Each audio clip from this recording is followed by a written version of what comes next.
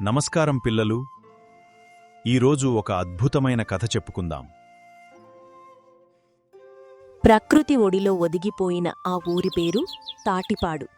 చుట్టూ దట్టమైన అడవి, పక్కనే పలకరించే కొండలు. కాని ఆ ఊరిలో ఒక వింతుంది. అదే అదృశ్యమైన ఆతిథ్యం. రాత్రివేళ ఆకలితో ఆ ఊరికి వచ్చిన పరాయివారికి వారు ఉన్న చోటకే వేడివేడి భోజనం గిన్నెలు వస్తాయి. కాని అవి ఎవరు పెడుతున్నారో ఎవరికీ తెలియదు. అది ఆ ఊరిని కాపాడే అడవితల్లి మహిమ అని అక్కడివారి నమ్మకం. ఒకరోజు మోహనరావు అనే గర్విష్టి అయిన వ్యాపారవేత్త కారు పాడైపోయి ఆ ఊరి చివర ఆగిపోతాడు. ఆకలితో నకనకలాడుతున్న అతనికి అక్కడ రాములయ్య అనే పల్లెటూరి పెద్దాయన కనిపిస్తాడు. హే ముసలాయనా, ఇక్కడ హోటల్ ఎక్కడైనా ఉందా? చస్తున్నాను ఆకలితో. నాయనా, మా ఊళ్ళో హోటళ్ళు లేవు. కాని నువ్వు కంగారు పడకు. ఈ చెట్టు కింద విశ్రాంతి తీసుకో. నీ ఆకలి తీరుతుంది.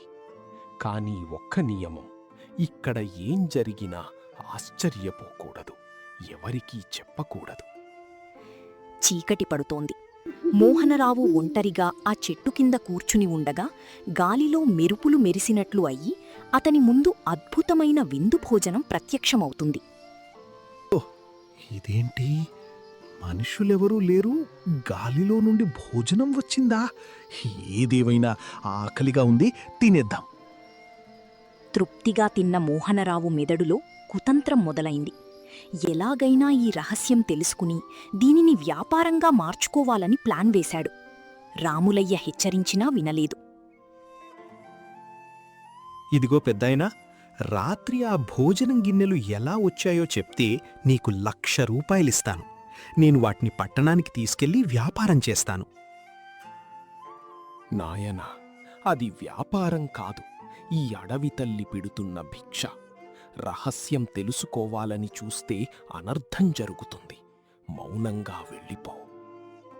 వీడు చెప్పడు, నేనే కనిపెట్టాలి. ఆ గిన్నెలు ఎక్కడ్నుండి వస్తున్నాయో తెలిస్తే నేను కోటీశ్వరుణ్ణైపోతాను. ఆ రాత్రి మోహనరావు ఒక పొద వెనుక దాక్కుని కెమెరా పట్టుకుని చూస్తుంటాడు. గాలిలో నుండి గిన్నెలు వస్తున్న సమయంలో అతను ఒక్కసారిగా బయటకు వచ్చి అరుస్తాడు. ఎవరు మీరు? బయటకు రండి, మీ మాయ నాకు తెలియాలి. మానవా, నీ ఆకలి తీర్చడం మా ధర్మమనుకున్నాం. కాని నీ స్వార్థంతో ఈ పవిత్రమైన చోటును అపవిత్రం చేశావు. ఇకపై ఇక్కడ ఏ శక్తి ఉండదు. తెల్లవారి చూసేసరికి మోహనరావుకి షాక్. అక్కడ ఊరు లేదు, పచ్చని చెట్లు లేవు, కేవలం ఎడారిలాంటి మట్టిదిబ్బలు మాత్రమే ఉన్నాయి. రాములయ్య కన్నీళ్లతో అక్కడ కనిపిస్తాడు. తప్పు చేశాను రాములయ్య తాత. ఉచితంగా దొరికిన దాన్ని అనుభవించకుండా దాన్ని అమ్ముకోవాలని చూశాను. నన్ను క్షమించు. నీ అత్యాశ వల్ల ఆ ప్రకృతి దేవత అదృశ్యమైపోయింది నాయనా. ఇప్పుడీ ఊరికి ఆతిథ్యం లేదు, రక్షణ లేదు. అంతా నీ స్వార్థం వల్ల మట్టిలో కలిసిపోయింది. మోహనరావు తన తప్పు తెలుసుకుని ఏడ్చినా లాభం లేకపోయింది.